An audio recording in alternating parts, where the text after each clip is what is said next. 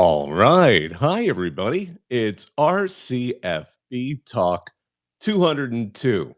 It is Thursday night. This is when we like to talk to you about everything going on in college football.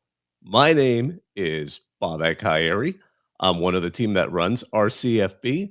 As always, if you'd like to join the conversation, you can go ahead and hit request, and we'll get to you as soon as we can. I'm just going to go ahead and fire this up, give the reply that lets people know how to join our conversation. And I'm going to have to rant about something at the very beginning, but I see a couple of people want to join us. Always happy to have you up here. So let's see. I'm going to let up two people immediately let up their hands. So Timothy and John. We'll get you up here and we'll have a conversation in a second. So I was supposed to be doing this particular episode from my hotel in Indianapolis. Now, some of you may have heard there's some stuff going on with airlines and things like that, thanks to our friends at CrowdStrike. But Delta kind of took the ball and ran with it, and I live in a Delta hub. So I was at the airport. Actually, Rick Neuheisel was supposed to be. We were both getting on the same plane. We were supposed to be Rick Neuheisel, me, and a bunch of just people who weren't obviously Big Ten fans. We're headed to Indianapolis. I was at that airport until 2 a.m. when the pilots timed out. When we were on the plane, that was the best part. We finally got on the plane. We were supposed to leave at 7:30. Got on the plane at 1:20, and then the pilots timed out. So it's just one of those. And I was just kind of like, they told me we can get you to Indianapolis on Thursday, which is when Big Ten Media Days end. So decided, you know what, forget it, head back home. Haven't shaved, but took a shower because I was just gross after that airport time. I hope Coach Neuheisel made it there, but CBS pays his way, and I was making my own way over to Indianapolis. But I just wanted to point this out. Like I was the guy who runs Thrifty Travelers, also based here in the Twin Cities. He's one of these. His website's pretty well known, at least among airline fans.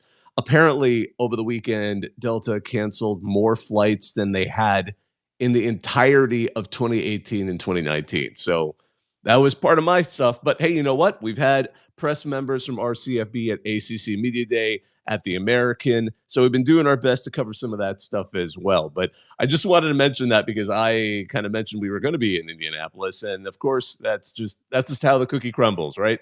There's so many, by the way, great stories going on. I just want to throw out one more kind of wacky story, only because Brett McMurphy, I don't think he broke it because this is assumably publicly announced. But Texas assistant Jeff Banks and Danielle Thomas were married this past Saturday. So again, that is, of course, the I don't know if mother's the right word, but the owner of Pole Assassin. Pardon me, she was Pole Assassin, and her monkey Gigi, what did a child a couple years ago. One of the greatest stories in college football off season, off the field wackiness. So yeah, I just congratulations to them. They got married. I know he had been previously married and left his wife and children to date this adult dancer. But hey, if they're happy, that's all that matters. But anyways, all that said, let's talk to some of you. Timothy, you've been really patient. What's on your mind? Feel free to hit unmute. It's in the bottom left.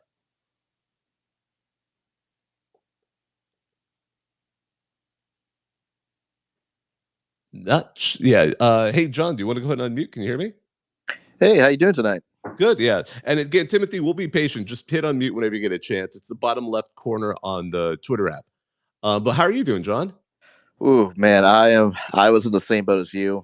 I travel for a living, and so I was stuck in Phoenix, Arizona, for an whole extra day. Supposed to be getting over to Chicago, and I got stuck in the same boat you did. I was supposed to take a midnight flight. We got on the tarmac.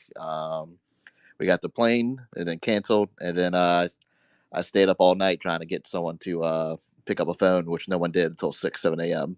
Oh man, I am so sorry. Yeah. So I flew out. I was supposed to be on a miniature vacation, missed the day of it, and then came back here.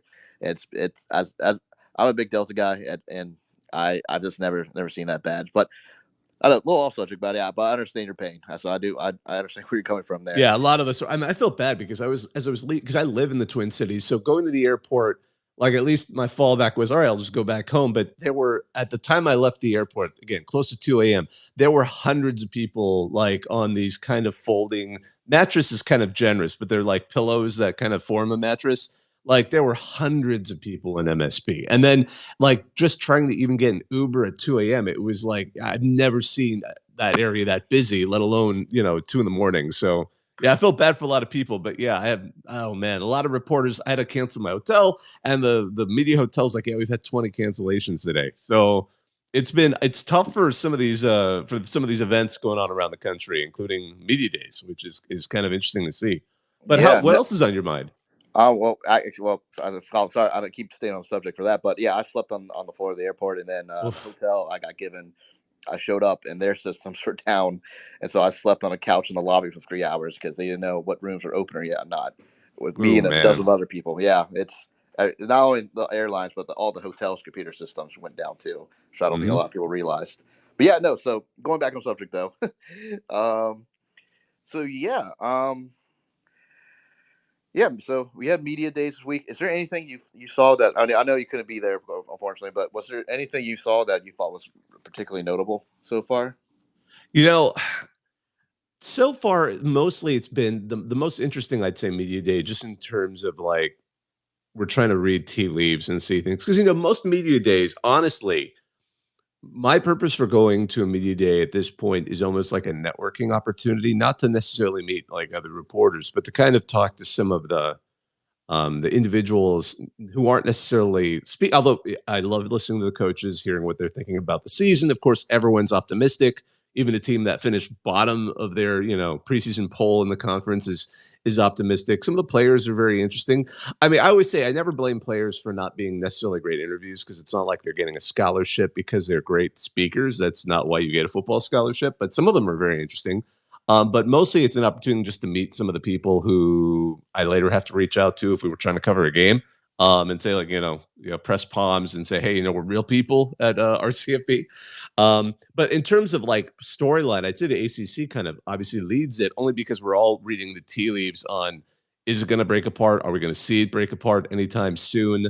Um, some of the stories that have kind of come out of there, and especially, several reporters have noted that there's no expectation that Florida State or Clemson are going to give any kind of official notification for the following season. Apparently, they have to do it by midway through next month. So, like August 15th, they have to say, hey, we're going to leave. And neither of them are expected to, which kind of goes into a bigger point with a lot of the big storylines in college football. They're probably going to be multi-year storylines. Like Florida State and Clemson are trying to get out of the ACC.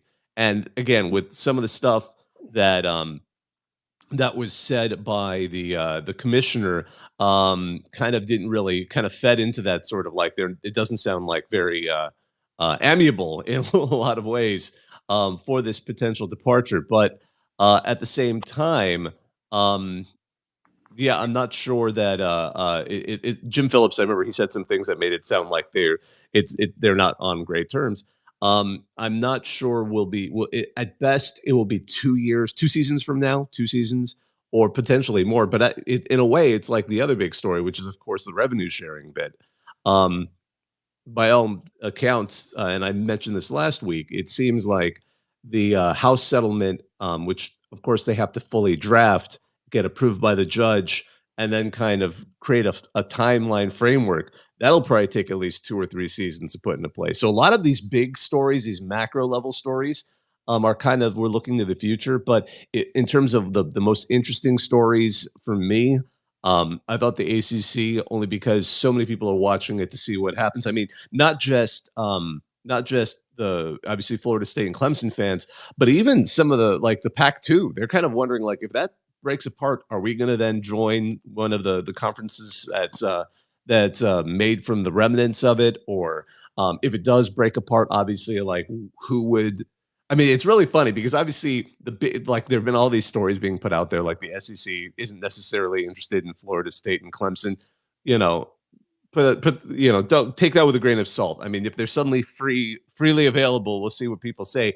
But at the same time, I love Brett Yormark last week at the Big 12 Media Days. Like they didn't say it explicitly, but they were clearly placing it with some friendly media sources within, especially the new programs, some of their news media, saying the Big 12 would be more than happy to welcome Florida State and Clemson. So they're. I mean, Yarmark is absolutely putting himself out there. I mean, he was very aggressive in coveting the border state schools. When they were the Four Corners schools when they were trying to expand the Big 12. So, I we'll see how far that goes. I wouldn't be shocked. And again, this is a big if the ACC were to break apart, we'd probably end up seeing the SEC and Big Ten get their first choice, and then probably the Big 12 kind of go in and get the teams they want. And then it'll be interesting to see who's left. I mean, there is that one of the more interesting and more intriguing rumors that came out in the last 6 months was that Stanford would like to, if the ACC broke apart, to try and put together a new version of a West Coast conference.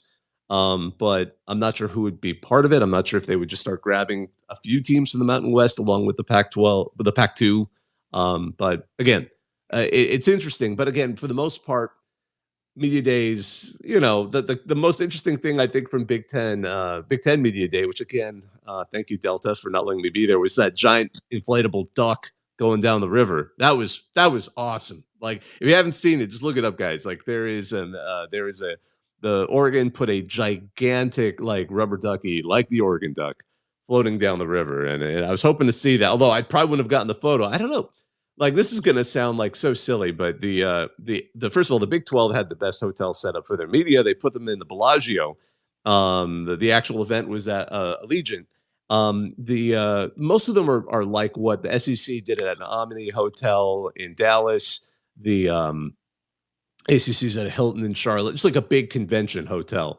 And I guess the Big Ten wanted to show they can also save money, so they put it at a Hilton Garden Inn, not like a regular Hilton, but it's at Lucas Oil Stadium. But I thought that was like the American Conference. Their media hotel is a Lowe's, which again, nice hotel. So I'm just kind of like, wow, all right. So I'm not sure what they were trying to signal there, but interesting stuff. But Ski Mask, you're up here too. What's on your mind? Oh, nothing. I mean, there is much. I was going to say nothing much, but a few of the topics that you had touched on. I mean, Oregon. That's a very creative way to welcome yourself to the conference with the rubber duck coming down the river in Indy. That's good pageantry. But I was going to talk about the them saying that Clemson and Florida State aren't going to leave the ACC because the deadline's August 15th.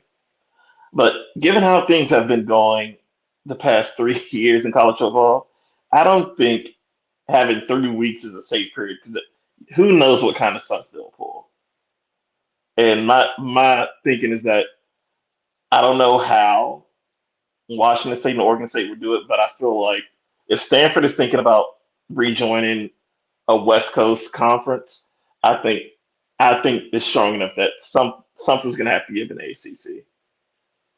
Yeah, I And think I I don't was know, go ahead. 3 weeks doesn't seem safe for me. It seems who knows what Florida State and Clemson could do, and then the SEC and Big Ten saying they're the two kids in the classroom you make sit in the back by themselves because they're too disruptive. I think they're going to hold true to that. Yeah, I think Stanford's plan is if the ACC breaks apart, and then in which case they just got to figure out the best deal they can find. Because and maybe they're just skeptical about being picked up by some of those other conferences. Um, but yeah, no, it's I actually I wanted to mention a couple of other things also from the media headlines that have been coming up. Probably the other big splash, which is shocking that it hadn't happened. Wisconsin announced that they're going to be selling alcohol in general admission areas at Camp Randall. Some of the running gags, again, like the top comment on the RCFB thread, the percentage of drunken fans is about to go from 100% to 100%. But I mean, I'm just surprised Wisconsin hadn't done it yet. Like, if you know anything about Wisconsin fans, LSU fans and Wisconsin fans, I think they like you put those two in the same stadium, and you better have enough alcohol. In fact, you might as well just move a temporary distillery like right onto the stadium ground so that you can meet demand, like maybe even have a whole like grain truck, like have the whole process. It's like when they're building a freeway and they put like a temporary concrete like manufacturing facility on the side of the road, like you need to do that. with those two fan bases. But I'm sure it's going to be a boon for them. I'm curious to see what they're going to supply. I do like a good cocktail. I live like not very far from the border with Wisconsin. They do a very creative thing that they call an it's like a brandy old fashioned. It ain't what you think when you order an old fashioned. Let me just say that. It's a very unique interpretation of that drink, but they know how to. I mean, gosh, was it Lewis Black, the comedian, that said, like, you guys are professionals when you drink in Wisconsin, and that's the truth. So good for them. I'm sure Camp Randall, when they start playing Jump, is going to be absolutely off the chart. John, I see your hand up. Yeah, hey, I know you're talking about revenue sharing. I know I saw a report today talking about the potential lowering of the roster sizes for college football teams. I was kind of wondering what your thoughts were about that, and I'm not gonna lie, I had no idea roster sizes can even get to 130 plus. So I'm kind of I guess the only thing I'm worried about personally is the idea of killing walk offs and keeping it to essentially scholarship only players. But I'm just kind of curious what you think about that as well. Yeah, that's still a hot topic because I mean, one of the big questions and this is only coming up because of the House settlement, which is in some way, shape, or form. And again, as I said, we're not sure how long it's going to take to actually put into place, but something is going to come up where we're going to have revenue sharing, and therefore, the question is how many players should be on a team. Now, the fear is you just straight up eliminate walk-ons. I don't think they're going to do that necessarily. A lot of no coach wants that, only because they like to have some extra bodies on the field. Like, I mean, first of all, classic, most teams don't necessarily give you a specialist a scholarship. Like maybe after a couple of good seasons, the punter or the kicker gets a scholarship. You always see those are very popular, viral videos that teams put out when they surprise the kicker or the punter with a scholarship. Now, the other thing too is like some areas where there's attrition, especially on like the practice squad. It's nice to have some big bodied guys out there who may not be necessarily your top linemen, but they're always looking for big guys who can join the team in those positions. And again, it may not be the glamour of being a starter or even necessarily on the traveling roster, but it's important. A lot of that's the reason why I think a lot of teams have and coaches, I should say, have been really strongly arguing that. I know I believe, and it was coming up at kind of SEC media days. I think Ross Dellinger reported um, that SEC coaches were expecting, for example, because they're tied together, they're expecting about $15 million in annual revenue sharing to football players. And again, the way revenue sharing is being kind of drafted right now, teams aren't required to give a certain amount. There's a cap, but they can, like, the idea is there'll be a cap number. Some schools will try and reach it, like in Ohio State, at Texas, Alabama. Those schools have no trouble reaching that. But other schools can kind of figure out where they want to go and how much they want to actually distribute. It's just a maximum amount. Um, but in that same kind of quote, they said coaches in the SEC expect a roster limit of about 105, which is bigger than some of the number. People were like, "Oh, it might be 85," which would be ridiculous. This isn't the NFL, which is obviously even lower than that. But 105 might be more manageable. I'm not sure. One argument that what that could benefit is, and this is something that we didn't see necessarily the big fear when NIL was installed, and the transfer portal has made it a little different. But with NIL, the concern was, are we going to see the best recruits all go to the same handful of schools? And most of the initial data shows that actually top recruits have now spread out to more schools because there's a little bit more incentive to go to other programs and then maybe move around later. If there are smaller rosters, even with walk-ons, because some of these walk-ons are, I'm not, walk-ons can be, it's always it's almost a misconception of some people that they're somehow not very talented. Some of them are extremely talented. They just really want to be on Team X when they could have got a scholarship on Team Y. So maybe we'll see more of that distribution of players, and some of those guys will get opportunities at some other FBS programs that they would have otherwise been on or in scholarship. So I'm just kind of throwing that out there on that bigger topic. Ski Mask, I see your hand up, and then I'll let up sidelines West Point. Yeah, when I initially saw the numbers, I think the initial number they wanted to go down to was just 85 peer scholarships. Because I think right now you have 85 scholarships. You can split that amongst 105 players. Then you have your walk-ons. But yeah, I don't think they want to get rid of walk-ons because it's just sort of like you said, especially for football, you need bodies for practice. A lot of guys aren't going to travel with the team, and then also, you got guys who's like they just want to play near home, even though they're perfectly able. There's a variety of reasons, but also I would say because it's also going to trickle over into other sports with the revenue sharing. You got the Title IX implications, and then strangely, one of the biggest things with walk-ons is it's really one of the bigger paths to how they get more coaches in in college sports because a lot of people, especially basketball, the guys who want to be coaches typically are walk-ons for their basketball teams. Hmm. Then they end up with a small college or a high school and they start there, and then they quickly come right back up after a few years. So yeah, I think that's something that they would look into is like the overall health of college, like how would it look 10 years down the line if they got rid of walk-ons? I don't think it'd be great. But I think the Yeah. Title IX, I think the biggest thing is the Title IX implication with the revenue sharing, knowing that you're going to have to share this money with women athletes and not just women's basketball. You got the whole list going through, especially at schools at Stanford, which, if you've seen the recent list this year, how many Olympians are being sent from each program. And of course, once again, Stanford's at the top. I think they had like 53. But it's gonna be weird to see how it works for revenue sharing because you can't just give it all to football, even though NIL can sort of supplement, but the money coming directly from the schools is gonna be interesting to see how every school splits it. I wonder if there's some incentive to keep the amount a little bit lower because NIL can then still step in as kind of a sweetener, a supplement to kind of then give bonuses to those programs that tend to bring in a little bit more money and a little more attention. TBD on that, I guess.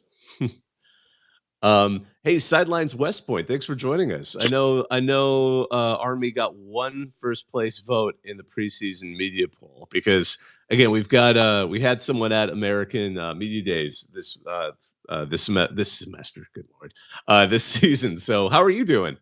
I'm great. I'm great. Yeah, I listen. I can go deep on Army football, and I can tell you all the reasons why we will be going to the AAC championship this year, which is not just me smoking the hopium.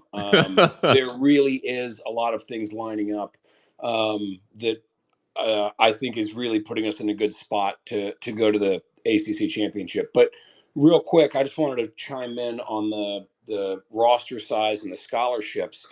One of the discussions that they're having, and I believe the previous speaker hit the nail on the head, where right now it's 85 scholarships spread out across 105 students or something to that extent. And what they're talking about doing is increasing the number of scholarships that you can have. So effectively, you're getting rid of walk ons. The team's not actually getting any smaller, it's just you have more scholarships to give out. And there is concern among the G5 smaller schools, and let's say maybe a service academy that has enough trouble recruiting between the academics, the difficulty of being a cadet, and the fact that you're signing up for military service. And all of a sudden now, if every school gets another, let's say, 10 or 15 full ride scholarships that they can hand out, well, you take the top 60 teams and you multiply it by 10 more scholarships, you're talking about 600 more players that those teams can accommodate outside of NIL. We start to have concerns about, okay, cool, so that's now 600 players that are less likely to go to, say, a G5 or something like that. And maybe it's going to be like NIL and it's not going to be nearly as impactful as everybody thinks. But I know how difficult it is for West Point to recruit and be highly competitive in recruiting. And I have concerns that if every school gets another 10 to 15 full ride scholarships, what that might mean for my school, because I knew who we are competing against with the players who we're getting, because we don't even have NIL, so we're already at that disadvantage. So I don't know. I just wanted to throw that in. So, and since we have you here because you teased that idea, what do you think? What are the main reasons that Army will have an opportunity to win the its first season as a member of the American Conference? Well, the biggest thing that we have going for us is our offense. So prior to 2022, we were running the under center triple option. Then they updated the chop blocking rules so you can no longer go below the waist in a block unless you are within 1 yard of the line of scrimmage and you're within the tackle box. And so, as a result, and it was done under the auspice of player safety, but the number of injuries hasn't gone down because of that. I think it was more the NCAA trying to do something in the face of CTE and coming up with safety initiatives that weren't really needed. And more conspiratorially, there's a lot of coaches who don't like Army and Navy and Air Force and Kennesaw and even schools like Coastal that aren't afraid to run the option, and they didn't like to prepare for it. So without that blocking rule, it stymied our offense in 22. In 23, we went to a shotgun option offense under Drew Thatcher, who was a great coach, but it just wasn't the right fit for us. This year, we're going back to under center with a fantastic offensive coordinator named Cody Worley, who's been with us for a few years. We have a quarterback who's built like a fullback. He's a captain. He's a senior. His name is Bryson Daly. He was a hair's breadth from being 1,000-yard rusher and 1,000-yard passer last year. He will break probably 1,200 yards this year. We have a running back. Our first running back is Kanye Udo. He had offers from Boston College, Syracuse, Maryland, Temple, West Virginia, a bunch of schools, but he's an Army guy. His dad went to West Point, so he decided to go to West Point. He is going to have a breakout season as our number one running back. We have offensive weapons. Our offensive line is better than it's been in years. And we also have a very, very forgiving schedule in the AAC. The best teams that we're playing were 6-6 last year, teams like Rice, and everybody else were playing ECU and Tulsa and UAB, North Texas. I mean, those teams are going to be better than they were last year, but they were garbage last year. So we've got a forgiving schedule. We have these offensive weapons. We're going back under center. Um, our out of conference this year is Air Force and Navy. We have been beaten up on both of them teams last few years. We're 11-4 in the last 15 against the two of them. And We the got Notre Dame game, which we is got Notre fascinating Dame. because that, for those who don't know, it's going to be in Yankee Stadium this year. So Yeah, that's going to be a and classic. Like and that. and That is a classic. I mean, obviously the Polo Grounds Army Notre Dame is like a famous, one of those famous moments in college sports. oh But yeah, that'll be a good one. Oh my right. goodness, Well, and the thing is too that if we lose to Notre Dame, we no can shame still in that. Yeah. we can still make it to the the AAC championship. And if we've Hmm. got a puncher's chance against Memphis or Tulane, I mean, look, even if we go 0-1 against Notre Dame and we run the table the rest of the way, like this sounds crazy, but like Army could go to the college football playoff. Liberty would have made the playoff last year, and they had like the easiest schedule in the country. So us Hmm. being one loss to a potentially undefeated Notre Dame, we win the AAC. I think we got a shot at college football. So I don't know. I mean, I don't really think we're going to do that, but I do think we have a real chance to get to the final. I think we got an easy schedule. The offense is all lining up for it. And yeah, sorry, I'm sure we've lost a bunch of listeners as I'm No, going no, no. I love 45 this only levels because you're deep on right. That Army. schedule, for those who haven't seen Army's schedule, they do like the toughest. I want to say, obviously, the rivalries don't count only because Air Force and Navy, that you guys always step up to play with each other, and obviously Air Force is technically non-conference, and Army Navy is technically non-conference, even though you guys are in the American, which I'm not gonna. But we've talked about it before here. It's a fascinating Yeah. story, but my goodness, like you guys get you guys miss Memphis and USF, which are two of the real kind of Oh the yeah. especially the teams in the American that are the most interesting. So I'm looking forward to this. Like this is going to be an interesting season. I always enjoy watching all of the service academies do well, and this is good. Like Air Force, I'm always a little worried about only because they're replacing so much. And Navy seems to still be finding itself. So maybe this is going to be an opportunity for Army this season. No, I Um, think so. I think so. Air Force is going to be replacing a lot of people, and just like you said, I mean Navy. I mean, it was time for Coach Ken to go. I really respected him, Niamatalolo, but He had just been there so long. Apparently go to San Jose State. But apparently he took a year. I forgot where he was. He was shadowing another coaching staff. I forgot. At UCLA. That's it. He was at UCLA. And then, he's shadowing Chip Kelly to kind of like think about how to coach a team that isn't the service academy. Well, and then, now he's at San Jose State. So that's pretty wild. At UCLA, his official position was like leadership czar, which is perfect for someone who's coming out of a service academy. Yeah, that is their bread and butter. I really wanted to see him go to Northwestern and clean up that whole mess. When that program basically imploded a year ago, I was like, bring in Coach Ken. He is like a leadership guy. He's an integrity guy. He's gonna you're dealing with this tiny school in the Big Ten. Like, he's the perfect fit. I'm sorry that he didn't make it, but either way, Newberry at Navy, I don't know. They're a hot mess right now. Anytime you have a CIC game, Commander in Chief's trophy, it is a coin flip. Doesn't matter who's good, doesn't matter who's down. The teams always rise to the occasion. But in general, I think this year is going to be Army's year above the rest. Absolutely. Well, thank you so much for joining us. I really enjoyed that insight. And it's always fun to hear, especially from programs we don't always hear about. But Army's been interesting only because I remember I told our guy who was going to cover the conference over at the American this offseason, like, make sure you go check out Army because that'll be fascinating. It's their first time at a conference in ages. Other than that brief flirtation a little while back. No, we don't talk about that. That was the bad time. It's like that 1 year FAMU Florida A&M ended up as a FBS program and everyone forgot about it. Like, they tried it for one season independent, went so badly they went back to FCS, and they just kind of don't talk about that. Well, and in all fairness, when we joined Conference USA 25 years ago, there was also we're going to a pro style offense, and so it's like this terrible decision to try and go pro style offense. Yeah. It just happened to be when we also joined a conference. I don't think those two things are related. I think it's just because they happened at the same time. It's like, our Army can't play in a conference. It's like, no, Army can't play pro style offense. Yeah. That's what it is. So, all right. Well, have a good one. Goodness. Hey, John, I see your hand up. Yeah. First of all, I was going to say sidelines.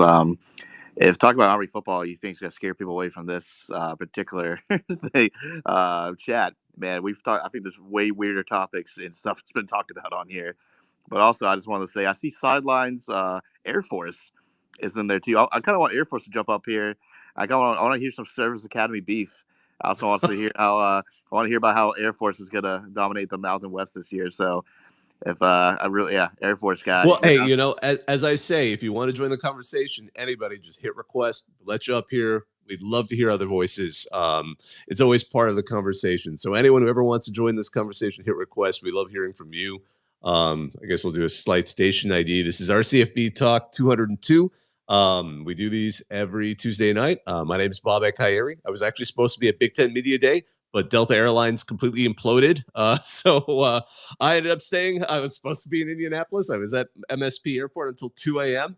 And then my flight got canceled. So I'm like, all right, back home I go. So here I am. Ski Mask, I see your hand up. Well, yeah, I'm sorry to get grounded.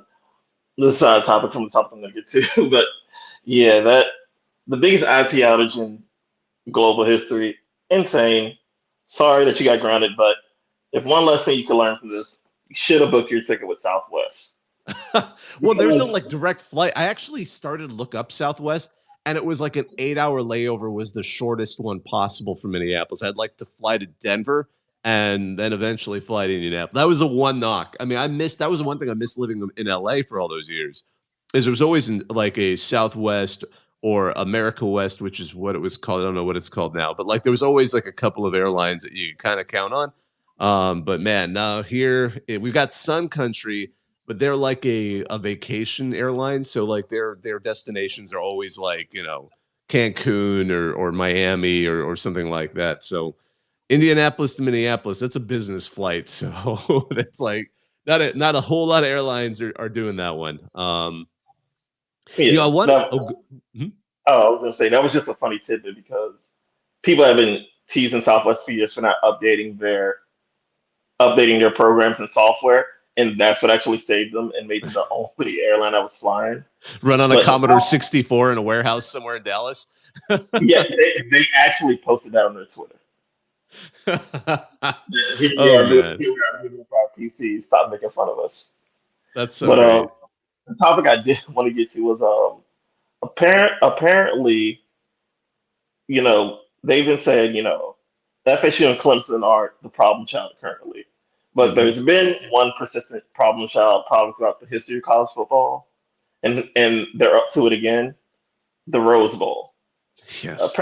Apparently, the Rose Bowl, once again, is trying to make sure they keep their New Year's Day as their game and would become a permanent quarterfinal. Why Yeah, do they keep yeah.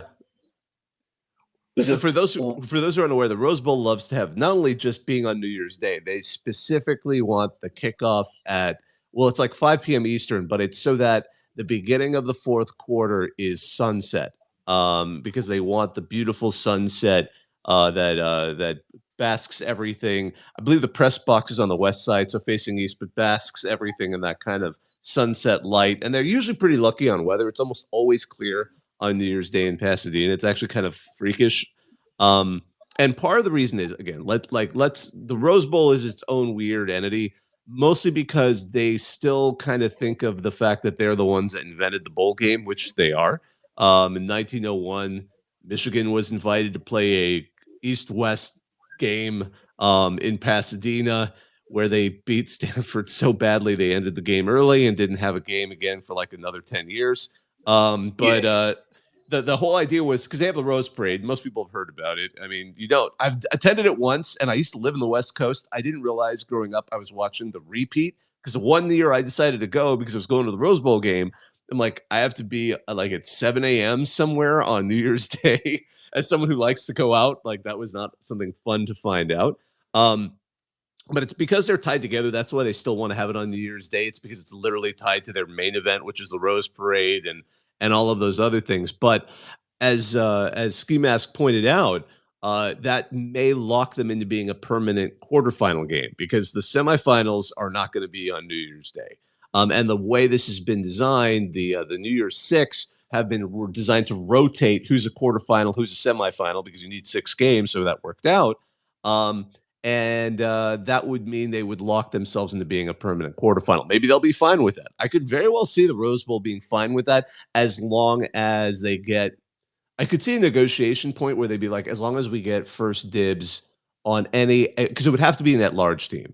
Oh wait, no, wouldn't it? Wait, yes. Wait, I'm getting in my own. Yeah, no. As long as I could lock in No, maybe the traditional matchup. I mean, what do you think? no, Oh wait, they can't. it's The the Pac-12 died. yeah. But they could get the Big Ten because the quarterfinal games will be guaranteed one of the top four conference champions. So they could possibly make the deal to lock in, like, hey, if there's a Big Ten champion, one of the first four, we could that Big Ten champion, their games with us. So Hmm. they could possibly get that locked in. But it it's all weird how they try to make themselves above and beyond everyone else. And it's sort of weird also the history of bowl games, like getting from then to where we are now. Because like it used to be bowl games weren't even part of the competitive nature of the game. Because I know with the Big Ten we had the rule where you couldn't go to the Rose Bowl back to back years for a very long time. Hmm. So yeah, it's weird how they're acting now like they're the pinnacle. I mean, yes, the sunset is very beautiful to watch for a Rose Bowl game, but they're not the biggest show in town anymore because we have the national championship. So I think I don't know what it is, but I do understand like the history of it being the Tournament of Roses. It was a Hmm. whole festival from Christmas to New Year's. So I get that, but since basically every other event is gone except for the Rose Parade and the football game, I think they need to sort of look themselves in the mirror and realize they're not in control anymore. Yeah, people get annoyed with their kickoff time too because that's what pushes like the Sugar Bowl to some just ungodly time at night because or all the games that are not in the West Coast like get pushed later. Now, if it's a fiesta, it's a little more reasonable if it rotates to them. But if it's like the Orange Bowl, they have to kick off at some really late time just to accommodate the fact that the Rose Bowl usually goes first, which again, that's turned into some really interesting results.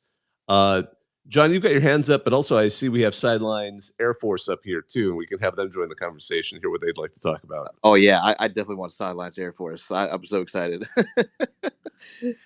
Okay, cool. Well, then Sidelines Air Force, thanks for coming up here. Just hit unmute. What's on your mind? Hey, appreciate you guys. How you doing? Good. How are you? Doing well, thank you. Sorry, I was on here earlier listening. I was in line at Raising Cane's getting dinner, so I'm finally jumping on here. Awesome. So hey, you may have touched on it a little bit ago too before I got on, but speaking of scheduling, obviously with the college football playoff has changed a lot this year, and with Army Navy now being not the only game on TV on that December 10th. That's something, just as a football fan in general, I've been lucky enough to go to Army Navy twice out of the past 2 seasons, with my sister-in-law being a midshipman. And so, that's obviously one of those things that's going to be in effect, I think, going forward. And how many more times, how many more games are they going to put on that day? Or are they going to move them, to end of November or the first week of December?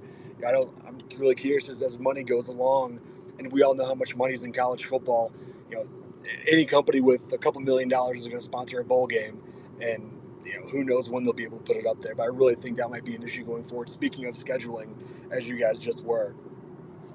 Yeah, and Army Navy is fascinating because they've put it now, like it's I believe December 14th this season, and they made the agreement that it was going to have absolutely no bearing on the college football playoff selection because with the expanded playoff, they can't. So theoretically, like people were having fun with this. Theoretically, Army and Navy could win the American and end up in the title game and then play the Army Navy game. Like they would play literally the American Conference Championship, the Army Navy game, and if somehow they were ranked high enough, they could somehow like if one, they could end up in the well, actually, because what would happen is let's say they played the American conference title game between again, I don't know how both of them would do this, but two highly ranked Army Navy teams, so that the winner locks up the G5 12 team playoff, and somehow the loser is in as an at large team. You would literally then have Army Navy play the next week, and then they would end up playing in the playoff, which would be. I mean, again, that one's wild. Like I don't even think any conference could pull off that. But it is kind of curious though that they had to come to that agreement in order to preserve the Army Navy game. Is it's technically a non-conference game, even though they're both in the same conference. Right. But yeah, it's fascinating. So, by the way, just talking about, I wanted since obviously you know a lot about the Falcons. It seems like it's a reasonable schedule, but I'm hesitant. So I do another show for Advanced Sports Media with CBS Sports Shahan Jayaraja, and we talk about playoff contenders for in the College Football Survivor Show, and we were talking about like the G5 and the Mountain West, and specifically we're kind of looking at the teams because obviously Boise State seems to have some opportunity. UNLV is looking pretty good this season, and obviously there's other contenders. I don't want to, but with Air Force, we were getting kind of into it because we're like you guys are replacing so many players. We I mean, are. how should we as fans who may not be as familiar with Air Force view them heading into this season? Sure. We only have 5 returning starters from last season's team. And for the academy and all the other academies, this is nothing new. You can only have guys for 4 years. You don't redshirt them. You have them for 4 years. They're in and out. But what I think changes the game for Air Force is Coach Calhoun. He's been there 18 years. He's he's an alumni. He has more years at Air Force than all the other Mountain West coaches combined do in the conference. So I believe that's kind of the factor, the difference maker, I should say, going into the season. And, you talk about the schedule. Baylor week 2, I believe. They're coming off a 3-9 season, I believe, last year. That game's at Baylor. That's a very interesting matchup, I think, on this schedule. Looking forward, yes, you're replacing a lot of guys, but some guys have seen some time. Rosenos and Engel, they've both seen some time at wide receiver. Bernelli, a defensive back, he's seen some time as well. So they're guys who have played, but I think with Coach Calhoun and his success, and he knows what he's getting into, it's essentially the same thing every year. And Air Force continues to win every year. Obviously, went 8-0 last year, we ranked, dropped our last 4, won the bowl game against the depleted James Madison, but nevertheless, ended the season on a high note.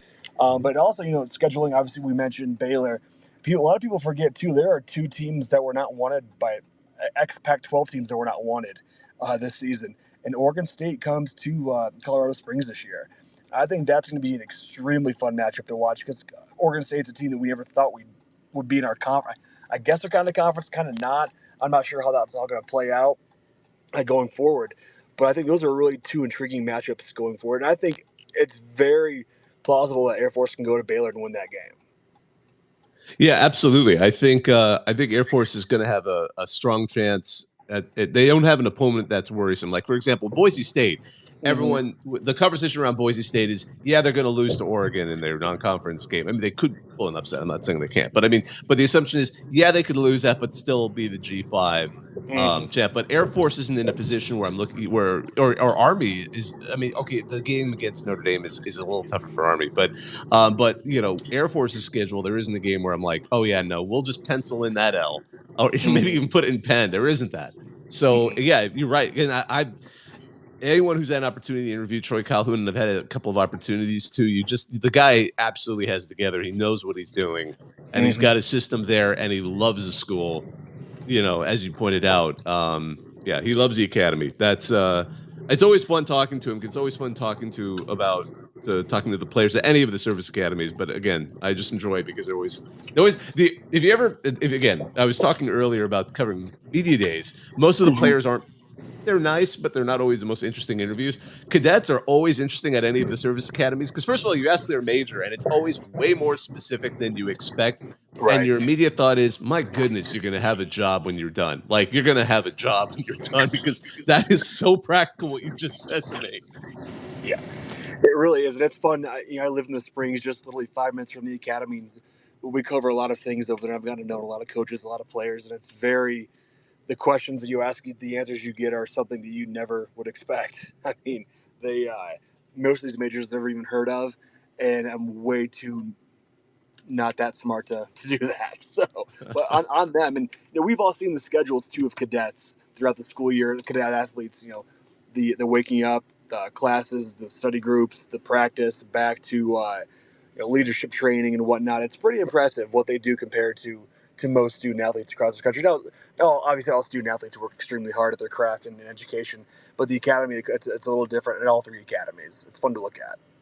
Absolutely. Well, thanks again for joining us. It's great. It's great hearing you and your Not a thoughts problem. on this. Join us anytime, please. Oh, absolutely. Thank you.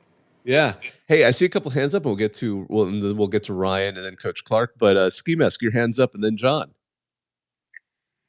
Yeah, I just wanted to go back to a point that Sidelines Air Force had brought up earlier when he was speaking that the amount of games on the same day as the Army Navy game is just it's a little crazy because it used to sit by itself, Hmm. and now the day for Army Navy game, the schedule is the Celebration Bowl, followed by the Army Navy game, followed by the Camellia Bowl, then rolls immediately straight into the Heisman Trophy presentation. So this is just one jam-packed day immediately the week after the conference championship week, which normally there'd be enough space, but I think there's scheduling conflicts that ABC doesn't care about. And then also the NFL immediately after conference championship week, the NFL wants that Saturday game slot. So it just seems Army Navy isn't getting the same treatment that it used to. And then, I mean, I don't know if it's too much of a turnaround. They get a week if they considered it for the college football playoff if it happened.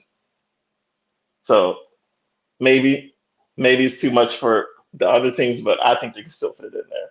If the Yeah, Army Navy game would it's change, fascinating you shoot, bring it up too because it's completely like it's a variation of the same like Rose Bowl conversation. There's this tradition bound game that is trying to maintain some things, and then it's watching kind of the evolving sport kind of bend around it in a lot of ways. Um, and it's interesting there. I have to say, John, I see your hand up. Yeah, well, first of all, I'd like to thank both Army sidelines and Air Force sidelines for jumping up. I'll be honest, I think the Service Academy is one of my favorite part of college football. I think it's such a unique thing, and I think it's really cool personally. But going to the question I had, so you're talking about the Rose Bowl, um, and I guess their demands of being playing only on January 1st. Um, if they get what they want, do you think that lets the other major bowls have some more leverage on how the scheduling and how what maybe what particular, like if they if like if Fiesta says we only want to be a quarterfinal game, or et cetera, or we want to be only a semifinal. Do you think that gives some of the other bowls some leverage with the committee possibly? I think the other 5 are pretty happy with the rotation, personally. Now, of course, if I don't think there'd be much leverage if one of them said we want to only be a semifinal. That would be a tough one. Luckily, with the way the Rose Bowl wants to only stay on January 1st, that would keep them as probably a permanent quarterfinal game, which would not anger the other bowls, because I think they'd be like, all right, fine, you can take one of those spots. That means we'll be more frequently an opportunity to be a semifinal game. But I don't know if the others would ever do that. I think it's always been the Rose Bowl's peculiarity, being as old as it is, being originally not a bowl game. It was originally, again, it's still a parade. It's still a bunch of events that has a football game that's ended up being the bigger story. But I mean, internationally, more people know the Rose Parade, you know? We always kind of forget that in our college football bubble. It's like the Rose Bowl. And I mean, yeah, it's still kind of interesting. Everyone's heard about it, but you go to Europe and they probably heard about the parade more than they have the Rose Bowl. Because that's what it was about. It was all about because I mean, and Ski Mask pointed this out. Yeah, bowl games originally were exhibition games. They were just like, hey, this team you probably read about in the newspaper because it's that long ago. We're gonna actually bring them over here, and you can actually see them play an exhibition against another local team.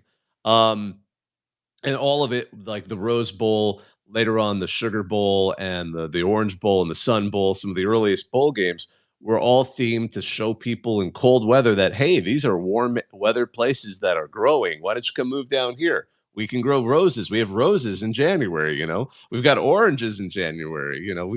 I guess the sun in January, which apparently, upstate New York, that's not always guaranteed, let me tell you. Minnesota, we have the sun. It doesn't do anything in winter. It's sunny and it's like -40. It's always like in fact, the sun gets weird from the cold. We have these things called sun dogs, which North Dakota almost picked that as their team name when they dropped the Fighting Sioux, which would have been amazing. It's what happens when the air has a slight bit of ice in it. It's hard to explain, but you end up with what looks like 3 suns. I moved here from California 20 years ago. The first time I saw that, I thought I was kind of like, is there something wrong with my windshield? Like, why am I seeing 3 suns? Like a central one and flanked by 2 little ones. It's absolutely, yeah. But anyway, so yeah, the sun acts weird out here. It gets so cold. Ryan, you've been really patient. What's on your mind? Nothing much, man. I figured I'd stop, and I've been watching your stuff for a while here on Twitter, so I figured I'd stop in and say what's up. But I heard some, people talk about the service academies. One thing I kind of had a question for you about, and I wanted to get your thoughts, is being a Notre Dame fan, I've had, since we signed that ACC deal in 2014, where we only get, 3 protected rivalries, and we have to schedule 6 ACC opponents a year. And people make a big deal about, it's a casual thing where people say Notre Dame doesn't ever schedule anybody, doesn't play anybody. Our one of those protected rivalries we picked with Navy. We've played Navy since the First World War because they saved our football program. Not many people know that, but you get like Michigan fans, Michigan State fans, Purdue fans that'll throw a fit and say, "Oh, well, you'd rather just play Navy because it's basically an guaranteed W every year instead of making us one of your protected rivalries." Instead, we have to rotate and schedule it out further with those 3 teams. But what are your thoughts on that? I think Notre Dame's schedule's always been tough, and I think it was almost too tough for the longest time because when they started to loosen it up a bit and schedule more G5 programs, it started to put them in, I think, in a little bit better position. I mean, I know the arguments. I was a little sad to see some of the more Big Ten oriented rivalries go from being annual to not because of those changes and kind of tying some loose scheduling with the ACC. But I mean, because obviously I'm a USC alumnus, so I mean, I respect Notre Dame a lot because for those who don't know, like, why would you know? Like, for USC fans, the joke is, UCLA is a rivalry, yeah, but the Notre Dame is the game that matters the most historically, because that was always the tougher team in the past. UCLA has had great seasons, but historically, USC Notre Dame would always be a way bigger stakes game. But that Navy game, yeah, I'm absolutely familiar with the history, because for those who don't know, around World War II, a lot of schools were losing players because, obviously they were being drafted, and they would go and serve. And Navy was able to play Notre Dame and keep Notre Dame going. So that's part of that tie. And the funny thing is, like, this season, Notre Dame has arguably a favorable schedule. And obviously, Marcus Freeman's got an excellent defense. It's year 3 of the Notre Dame coach. We'll see if the magic happens. But I mean, Notre Dame right now seems to be favorable for the playoff, not only because of that defense, and obviously they brought in an exceptional transfer quarterback in Riley Leonard from Duke, but and some great receivers. I forgot the name of them both, because I got the guy from FIU, who's now Chris Mitchell, great receiver. Like, they put in a couple of guys for him to throw to. We're hoping it goes a little bit more, because Sam Hartman seemed promising. It didn't quite work the way Notre Dame fans had hoped. But the schedule is pretty favorable. I mean, that game, the opener, is fascinating. It's at Texas A&M. First of all, the former player, Riley Leonard, is going to be playing his former Duke coach in that game on opposite sides of the field. But, NIU, all right, fine. That one might be a little bit on the easier side. At Purdue, that's a rivalry game. Miami of Ohio, okay. Louisville, they got him last season, and Louisville is a mystery this season. I'm having trouble with that. I've heard some people think they have they could be an ACC challenger, but we'll see. And the crazy thing is, again, even if you don't do great, if you win the ACC, you're almost certainly going to get a top 4 seed in the playoff. Stanford, we'll see where they're at Georgia Tech. Navy, Florida State is going to be a challenge. And then that interesting Army game. But that's another tradition, too. People forget that Notre Dame and Army have played some of the most important games college football history, as I mentioned earlier. And then, of course, at USC. We'll see how good the Trojans are, TBD. But I think the schedule's fine. I don't think, it may not be the toughest, because for a while there, Notre Dame would always have like one of the toughest schedules because of all those locked-in rivalries, because of they would always really go out of their way to schedule some interesting games, and it was always easy for them because a home and home with Notre Dame was an arrangement any FBS program would agree to, because it brings cachet. The fans love it because they want to go to a game at Notre Dame Stadium. I mean, if you've never been to Notre Dame Stadium, I recommend it. I have. It's fantastic. The way Touchdown Jesus kind of pokes over the northern end zone. Yeah, no. So, I mean, people will always love to I always think the Notre Dame USC rivalry works because they're both teams that are, they're easy to hate. Yep. So it's just part of the parcel of being a fan of one of those teams, I think. Yeah, I mean, and to your point, like for us, it's the same way with USC, and it's sad because we were the same way with Michigan. That was like how you guys were with UCLA. We kind of taught Stanford and Navy is like, you guys are nice. It's a cute little rivalry. Same thing with, Purdue and Michigan State, but it was pure hatred every time we played USC and Michigan. And now the Michigan thing is gone, and everyone besides USC that's our rival has kind of went downhill. We'll get going on, but yeah, I agree. Last year we had 6 ranked teams on the schedule. Not too many people, know that from that year. They think that Notre Dame's schedule was easy last year when it wasn't. And you go to this year and it's kind of, you got, as based off of the ESPN top 25, you got 2. I think that Louisville game, I agree with you a little bit. I think Louisville's going to be a lot better than what people think. But I think that's the game where, we've seen in years past where, kind of like with that USC game last year, it's going to be Notre Dame's revenge game where they're going to want to get some get back on Louisville for kind of ruining their season last year. But yeah. Absolutely. Thanks again for joining us. It was great to have your perspective on that. And I'm looking forward to this. Is going to be Notre Dame's year, especially with the 12-team playoff. The expectations, I think, for any Notre Dame fan should be a playoff bid. And again, the trade-off is we've talked about it in the offseason, but no one should buy into Notre Dame gets off easy because they don't have to play a conference championship game. Yes, but they can never get a first-round bye. So they're going to end up with the same number of games no matter what. They have to play a first-round game because the way the playoffs have been designed, only the top 4 conference champs go and get a first round bye. So it's even Steven, and Notre Dame was a key part of negotiating the 12-team playoffs, so they knew exactly what they were getting into. And that's why the other conferences didn't go ape after they heard that, because they were like, yeah, intelligent people are like, yeah, that makes sense. But Coach Clark, how are you doing? I'm doing pretty good. I just got back today from San Antonio in the coaches school there. That is by far the largest and the most insane clinic I've ever been to. I mean, any one thing I've been to before that puts it to shame, because they didn't just have football. They had a gazillion football coaches, but they also had basketball, baseball, track and field. There were a few wrestling rooms. They had women's sports also. So it's just not a bunch of dudes hanging out in a building. While we're talking about service academies, every so often, Notre Dame scheduling Army and Navy, it is not an easy win. The cadets are going to play for four quarters, and if Notre Dame's having an off year, or for whatever reason they're falling asleep during the game, they might give one up.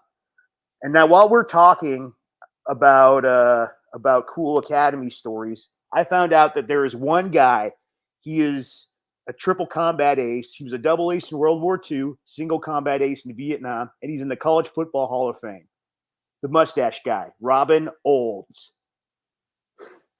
He was the colonel that was in charge of Operation Bolo, and he was the guy that convinced them to put machine guns on the F-4 Phantom in Vietnam. Freaking that is legend. Awesome. Yes, if you look up a photo of him right now, you'll see him with that handlebar mustache in the 60s. Only guy in both the Aviation Hall of Fame and the College Football Hall of Fame. I love that. I love because like one of my favorite, like, again, guys off the field who kind of made a name for himself, especially living in Minnesota. The state Supreme Court here, you actually have to retire by age, but it was Alan Page, who was a Notre Dame College Football Hall of Famer, Vikings NFL Hall of Famer, and then ended up deciding. Well, okay, the famous thing, and I know the story only because I went to the law school at the University of Minnesota. He didn't tell his coaches, because he knew his career was wrapping up. While he was still on the Vikings, he started going to law school, and he just didn't tell the coaches. So they kind of found out later he was like already a first-year law student. It's so funny because they have all the photos of the incoming classes, like group photos, and he's so easy to pick out in his year. Mostly because I live in Minnesota, and it's like my class was 98% white, so he's easy to spot. But also his bicep was the size of a cantaloupe, in his polo shirt. So yeah, I just love that. And then he just transitioned right into being a lawyer, and then from there became a judge, and a Supreme Court justice in the state of Minnesota. And it's fascinating too, because he never fixed one of his pinkies. It kind of goes like kind of like a slight angle like that. And his daughter became an elementary school teacher, and they've created a book together called, I forgot, it's got like a very rhyming, alliterative title, but it's like so-and-so and his perfectly perpendicular pinky.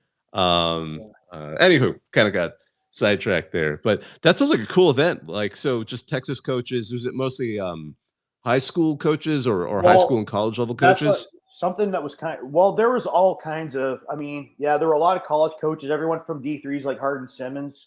Mm-hmm. I sat, because I'm going to be coaching a lot of defense, I sat in on Angelo State, I sat in on Houston, but the talk of the clinic was probably UTEP. You got to tip your hat to J.J. Clark, their defensive coordinator. I took my most notes, and I did my most of my defensive drawings was on their talk. The dude had probably the best 40-minute talk on tackling I've ever heard. So you're going to be seeing big things from UTEP. I'm going to be rooting for them with this whole insanity that's college football right now. And I think what we're going to see going on, I actually misplaced my phone. I'm talking to you on my laptop, but I think that's when you're going to start seeing less discrepancy between the G4 and the P, or the G5 and the P4 and whatever they call it. And then the regular season's going to play into effect, and that and the playoffs. I'm looking forward to all these little engines that are popping up, as far as playoffs are concerned. It's not going to be a free ride for anyone. You just don't have to win the SEC to get to the final. But we might have a couple SEC free finals this year, perhaps. And before I forget, I just want to say, for those who are unaware, UTEP has one of the most interesting coaches who's a first-year head coach. And obviously the DC who you were talking to is part of that staff, because Scotty Walden is really one of these up-and-coming young head coaches. He's only like 30, well, only 34, so he's much younger than I am. But he was at Austin P before. Yeah, I mean, he's just risen up the ranks, and exciting stuff. I mean, because I remember he transitioned to being a coach because I think his final season was at Civil Ross, which I know is also in kind of that West Texas area, I believe. And but that was like his third school, but he was there mostly just kind of be a help coach the team. Basically, he was I believe they basically hired him immediately when he was done to be the OC, which is kind of unique. You're playing for the team, and then the next season you're the OC. In college, that's pretty unique. Hey, Ski Mask, I see your hand up. Oh yeah. Crap. I forgot why I raised it. Oh, I remember now why I raised it with Ryan. Ryan, good luck for Notre Dame this year, but I can say the reason why all of the Big Ten teams are complaining that we don't get to play you guys. Overall for a conference, it was good branding because Notre Dame probably has one of the best TV contracts in sports in history. Because that NBC deal guarantees basically as long as we can have 2 or 3 Big Ten teams playing Notre Dame, we know we at least got one game that's for sure going to be on primetime TV. It's going to be nationally televised because every Notre Dame home game is televised on NBC at like 3:30. Or relegated to Peacock, Yeah, I think the Louisville game this season is on Peacock, but I think every other game is nationally televised on NBC. Oh yeah, we did that. We did that to Louisville on purpose because they decided to at last minute make us their primetime 7:30 game when we came to them. So we basically said, all right, well, you're not primetime, so we're going to put you guys on Peacock. I love this stuff. That's the pettiness that you love about college sports. You know what I mean? That is excellent. I wanted to mention, only because we talked about this earlier in the offseason, the rules the NCAA have now allowed schools to put branding on the football fields, like beyond the conference logo and the team logo. And Coastal Carolina is the first FBS program to announce that. Although it's funny, they've allowed, and this is kind of interesting. It's actually a government organization that's doing it. The South Carolina State Election Commission is going to have logos, I assume, at the 25s. I haven't actually looked too into detail. They haven't done a mock-up of it yet.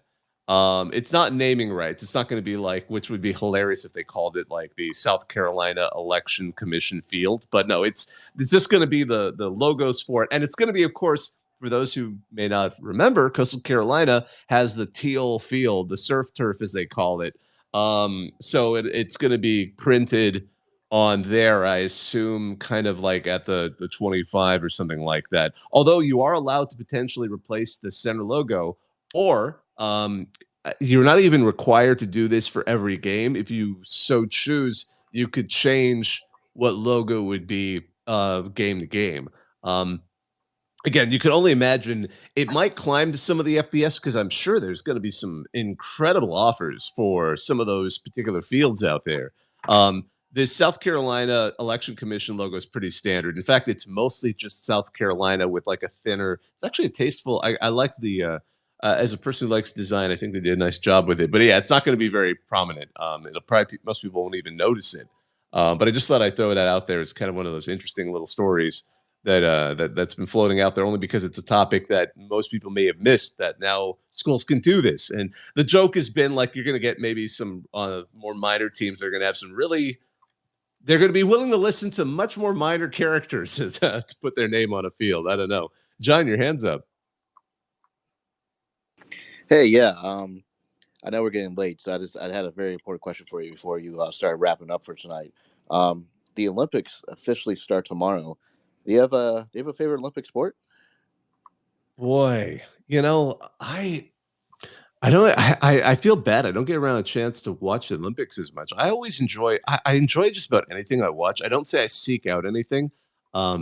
some sports are more interesting than others, but they're not covered as well here because the United States isn't very good at them. Like badminton is always fascinating to watch people who are really good at that sport because they play. It's such a fast game. It's like Indonesia, Malaysia. It's like the Southeast Asian teams that tend to be really good at that. But it's fascinating to watch them play. But no, I don't mind. I usually just get into whatever's really good. I mean, track's always good. I mean, I don't know. How about yourself? Do you have an Olympic sport that you're really into? I always like watching the new ones. I think one of the new ones this year is breakdancing. I definitely got to check it out. I guess there's no way I can miss out on something like that.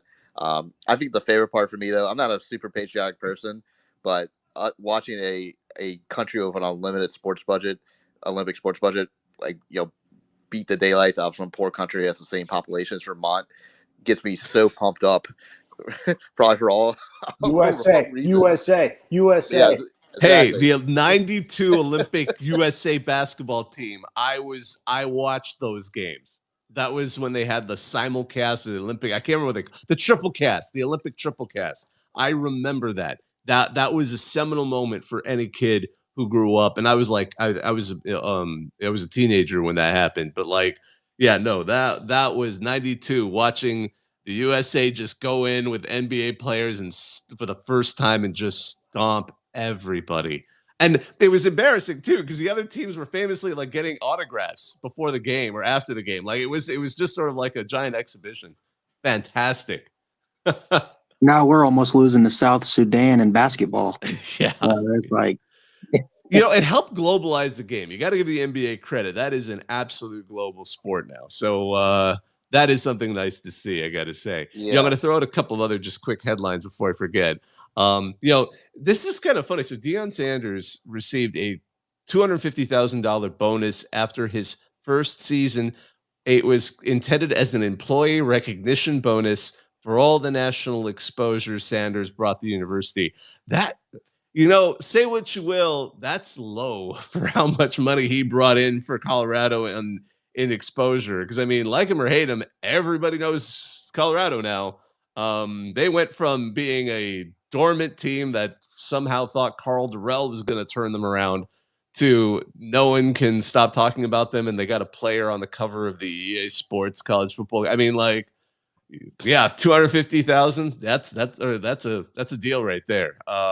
And one other one, I don't know how it took this long. So Idaho and Idaho State, they've played historically for a while there. Idaho moved to FBS for about 20, 25 years. And then they moved back down. They're the only team that has moved back down, other than Florida A&M, but that was kind of a weird year. But the Vandals and the Bengals are going to have a Potato State trophy, which, I mean, again, shocked it took that long. I have a Spuddy Buddy on my shelf from I bought from the Potato Bowl, and yeah, this thing is awesome. If you haven't seen it, it's basically not the best quality wood, but it's carved to look like a potato. It's on a trophy. It has also a little metal outline of the state of Idaho with the two logos, roughly where those universities are set in the state of Idaho. So good for them. I love trophies. Again, still, we've talked about this before. Charleston Southern, I don't know what their plan was, but they now have two FCS rivalry games battling over meat. So one of them, the winner's going to get a barbecue dinner, and the other one, it's like, I forgot what the other one was. We talked about it last week. So they have the best deal. Like, I don't know how other schools haven't copied this, but the battle for barbecue and the battle for ribs, those are the two battles now I remember. I'm like, why are more schools doing this? Yeah, like, how on earth did that, like, anywho. Ski Mask, I see your hand up, and I'll let College Football Lounge up. He's always good. Yeah, actually, this question is for Coach Clark because his state has a unique situation.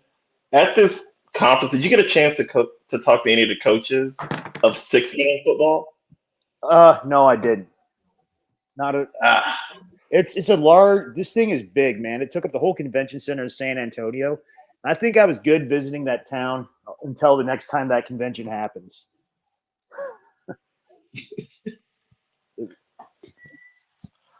Yeah, I just asked the question just because I think Texas is the state with the most 6-man teams, even though it's like out there in the Great Plains and Colorado and all that.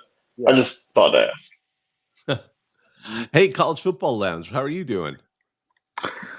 Yeah, I just wanted to reiterate to everybody, if you have not seen the potato trophy, you've got to go Google it, search it on Twitter, whatever. I'll put it in a I'll make sure to put it in a reply. Yeah, I'll I definitely do mean, that. this thing has rocketed immediately to the top of college football rivalry trophies. It's beautiful. It's perfect. They could not have done a better job with it. It's just it looks great, and it's everything that college football is about, really. And I mean, I'd seen there was some discussion earlier this week about what is the best rivalry in college football, and since we've been talking about service academies, I don't think whichever account had put up this poll, I think they put up 5 different rivalries, and I don't think they've included Army Navy. And for me, that's the best one because it's the purest distillation of competition that we have left in college football. Because the records don't matter, playoff considerations, any of that, it doesn't matter. Both teams could be 0-11, and it's still going to be a great game. Everybody's going to be fired up to play in it. It's going to be great competition. I just don't think anything can touch that. And I think, as we've gone more into this, playoff era, I think that's only become even more the case. That I think it's the best rivalry that we have left. Ryan, I see your hand up. Did you want to add to that? Yeah, I think it's definitely top 3, but I think with you got Michigan, Ohio State, I think it's the same exact thing. Even if for a while it was very lopsided, just the pure hatred and the amount of emotion that goes into those games. Even if Michigan's down, when they used to suck in that rivalry, when they were down like 20 plus, they'd start fights and wanted to beat the ever living crap out of the players on the other side of the field. I think Army Navy, it's the most pure, like you said, the most pure rivalry we have in college football. But I don't know how much hatred and pure emotions in terms of just like dislike towards the other people. I think it's more of a respectful rivalry. Darned rational, respectful people. But like when you go out there and you watch a Notre Dame USC or an Ohio State Michigan or Oklahoma State Oklahoma, they want to go kill the other team. No, what was it? The Alabama LSU game where somebody at a bar got their the knife and cut their sack open or something like that. Like there's been some, no one's been physically attacked in that game. That's because they actually eventually theoretically would have to work together. My goodness, I see a couple of hands up after that. Coach Clark, and then we'll go to Ski Mask Murphy. Then I'll start a couple of roundup, kind of wrap up points I wanted to add to the info and news. Probably the most intense one is the Oregon State Civil War. And my parents actually had to go to marriage counseling over that because they get into it. They can't watch the game at the stadium anymore. Wow. But I mean, if we're going to talk pure rivalries, where I played my college ball in the Kansas Collegiate Athletic Conference at Tabor College. Mm-hmm. I mean, it's not the best football in America. They get some good players every once in a while. But what makes that conference special is that everybody hates everyone. Every week is rivalry week. Because you will drive 12 miles. Next town over, there's a university, and they don't like you. You will run into a KCAC alum from somewhere else, and they'll start talking trash. That is awesome. Like I'll be out and I'll go to some girl. She goes, "Yeah, I went to Southern. Oh, I went to Tabor." She goes, "Tabor sucks." It's funny too because we always forget that how passionate these rivalries. Gosh, I'm even having problems right now this time of night. Can be. Ski Mask, what did you want to add to that? I was gonna say, yeah. I mean, in terms of prestige and regalness, yeah, it's Army Navy. It's something classic about it. But in terms of pure hatred, Army Navy is so low on the scale. It's like I had a cousin who attended school in upstate New York, and there's Clarkson, and I forget the other school. I had a coworker who went to Clarkson. Like they play their rivalry game. This is D3 football. They will Mhm. play their rivalry game in one of the major New York stadiums. People get stabbed all the time. They get stabbed there. If if your rivalry game doesn't feature someone getting stabbed on a regular enough basis that people are like, hey, you might not want to go, you can't put yourself too high on the rivalry ranking. I don't know anyone getting stabbed at Army Navy. I was in Atlanta for 4 years. I knew well, 3 weekends I could always count on somebody getting stabbed. Georgia versus UGA, anytime the Saints came to play the Falcons, and SEC Championship week. You could always count on somebody getting stabbed. And if I was a nurse, I'd have a private service just for stab wounds because I can make a lot of money. Army Navy doesn't have stab wounds. It's like the And all, Dothraki wedding from Game of Thrones. Any wedding that has less than 3 people killed is considered a dull affair. yeah, My yeah, goodness. and never forget when that Alabama fan poisoned the trees at Toomer's Corner for Auburn. Like some of these rivalries, you can't recreate this anywhere else. It's so, poisoning trees. Yeah. That's just such a different level of hatred. Yeah. No, absolutely. Oh, good old Harvey Updike. He's no longer with us. He's looking up at us right now, depending on who you talk to. I'm gonna go ahead and slowly start wrapping this up, only because we've been going on for about an hour and 20 minutes. As I mentioned at the beginning, I got delta'd by the big computer downtime. I was supposed to be in Indianapolis right now covering Big Ten Media Days.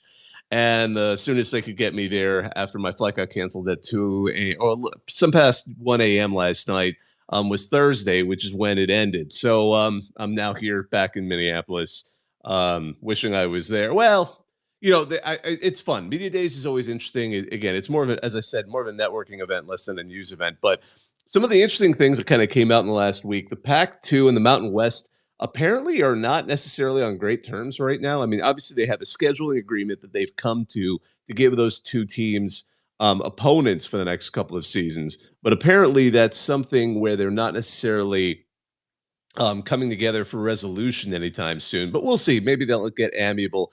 Utah State's had one of the worst weeks I think I've ever seen a college football team have quietly. I mean, the tragic death of Andre Selden Jr., who I believe got injured at a swimming hole. I have a friend, actually part of the group that runs our CFB, who is like knew exactly where this was. It's like, yeah, if someone, unfortunately, it's a spot where people regularly do diving into. I think it might be like a natural pool, but sometimes the water level can be deceptive. And that can lead to some very tragic injuries. So we feel sorry for that, and obviously his family, tragic loss of life, and just be careful with those kinds of things. And part of it's also like you got a lot of people who are 18 to 20. A lot of people make decisions that you look back, and when you were if you're older enough to look back when you were 18 and 20, you're like, yeah, I made some pretty dumb decisions sometimes. There's a good reason to, especially as a parent, to get kind of weirded out by that. But and then Blake Anderson, my goodness. So some of you may have noticed he was fired for cause, possibly Title IX investigation. That kind of we got a few facts out of what had actually happened there. Apparently, the most charitable view is one of his players was accused of domestic violence, so he decided, I don't know, to put on a Sherlock Holmes hat or what, and go and like try and interview the victim. You don't do that. You never do that. Like you're not law enforcement. You're not trained to do that. That put it in a really awkward situation. You don't go and do an investigation to domestic violence involving one of your own players. So that appears to be one of the reasons, and the main reason why he was unceremoniously booted. And his life in the last 10 years has been full of tragedy. As some of you may know, when he was at Arkansas State, his wife died of cancer. It was really tragic. He's remarried since, but yeah. So the MAC had its. They by the way, they are one of the teams that has their media day this week, I should say. It's been at the Pro Football Hall of Fame in Canton, Ohio. That's kind of interesting. The Sun Belt's having their media day this week. The preseason media poll, interestingly enough, App State in the East is the number one team. Not surprised to see them, followed by JMU. It's a fairly close vote. But interestingly, in the West, Texas State was voted as the number one team in the preseason poll, followed by Troy. I could see Troy having been number one if John Summerall hadn't left to take over at Tulane. So that'll be an interesting one there too. Again, that'll be interesting to see how the Sun Belt works out. It's always an interesting conference, always an interesting conference race. I know we talked a little bit about the SEC. Again, because the SEC was midway through when we were having our conversation last week. They're going to go ahead and resume discussions on potentially moving to 9 conference games in the SEC starting in 2025. They always talk about it, never seems to go anywhere. We'll see where that goes. Once again, this always seems to happen. Vanderbilt got 2 votes to win the SEC in the preseason media poll.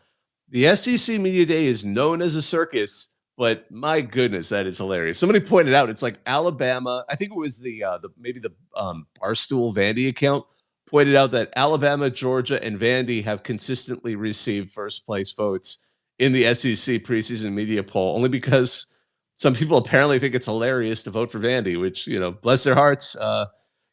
It's media day. I'm going to guarantee you Clark Lee sounded like Vandy was going to win. That's what media days are all about.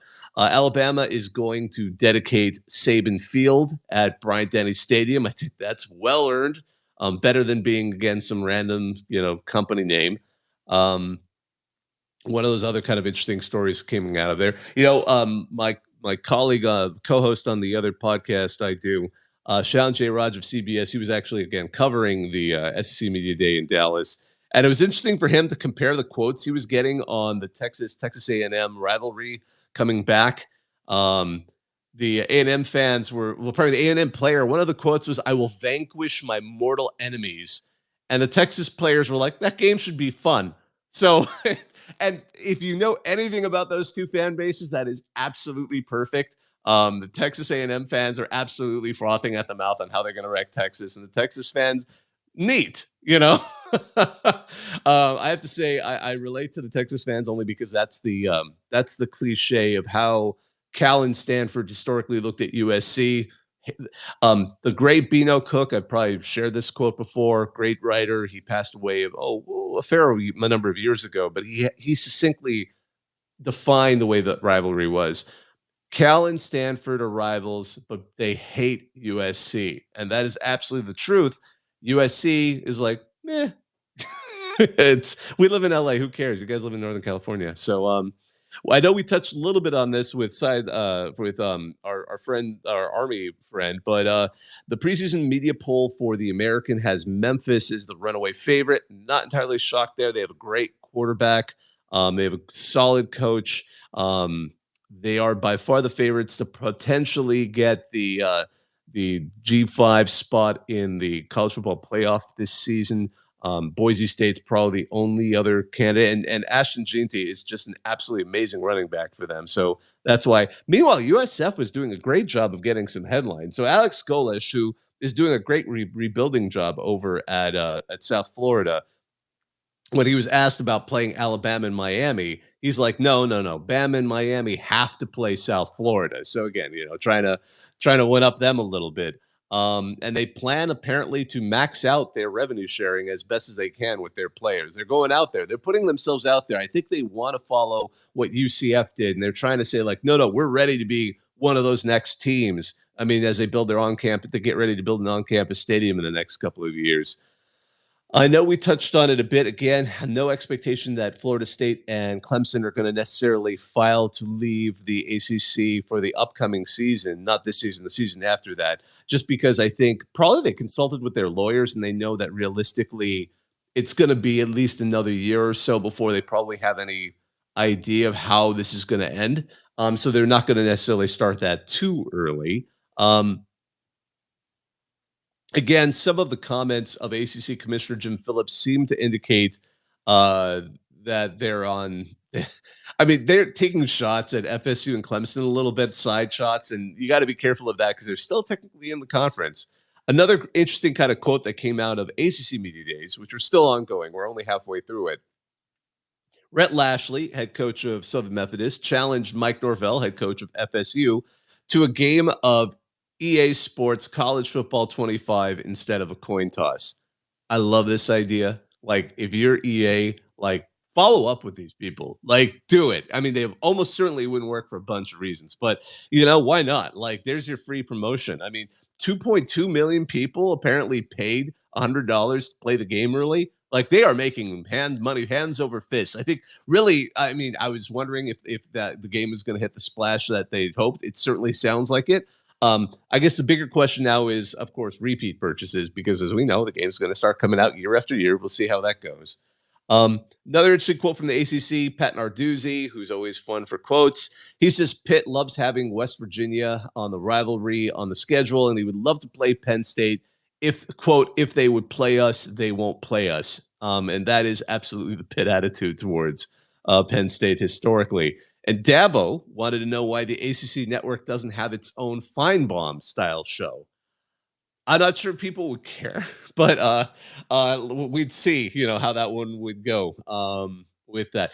Someone with the Southern Methodist SMU joining the conference pointed out that one of their mascots, Peruna the First, is the only known mascot to have killed another mascot during a game. And that was a 1934 game where the pony kicked the Fordham Ram in the head and killed it during the game. We almost had a moment like that. Some of you may remember that Sugar Bowl where Bevo, well, it wasn't, these animals don't want to face each other, but the idea of bringing a bulldog next to a bull when, historically the animals were trained to fight each other. That's why they're called a bulldog, for bull baiting and some of these kind of craptastic sports that they would gamble on in ye old England. Some of you may have seen that famous moment. That was one of those great moments in kind of college football silliness. But so we almost got one, but thankfully not. Big Ten, which is also going on right now, which I am looking at from a distance because, again, I was supposed to be there.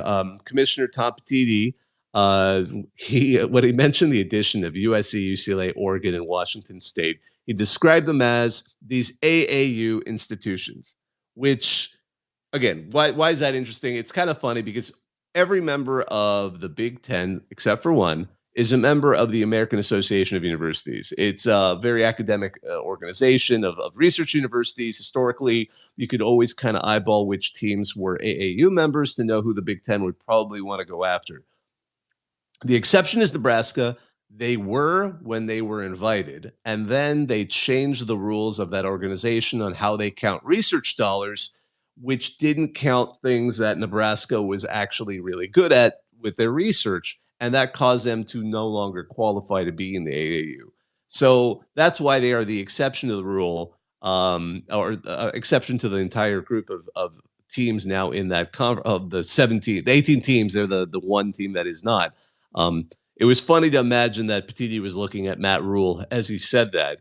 Apparently, he's also trying to sell people more on these Friday games, so it'll be bigger exposure opportunities for the Big Ten. And they're going to have Apple iPads on the sideline, so yay for them. Iowa announced that they're going to have sold out all of their home games, so I guess the idea of adding potentially a real offense it's got the fans fired up for the Hawkeyes.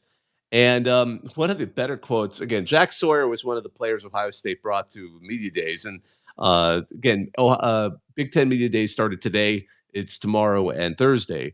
And he told one of the reporters that Ryan Day told the players to play EA Sports College Football 25 to kind of start to learn the opponents. I think that's kind of probably jokingly, but maybe, who knows? I mean, maybe how accurate it would be. I love that idea.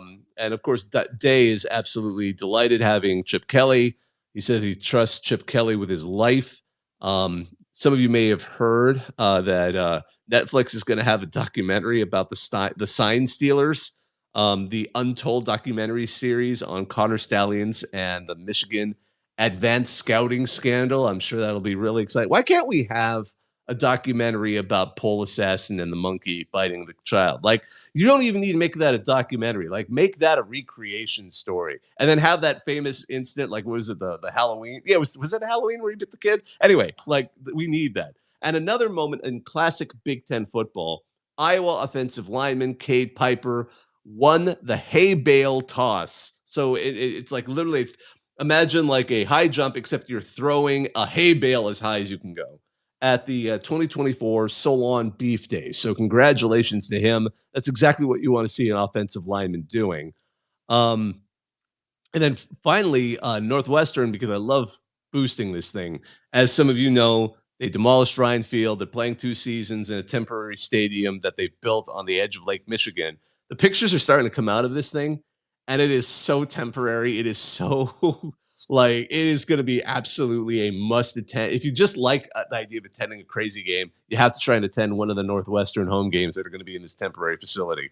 The press box literally looks like they put a temporary box on stilts. I hope I can send somebody to cover that. And their rival Illinois has discounted hot dogs to $4 all season. So there you go. Lots of stuff going on here in college football.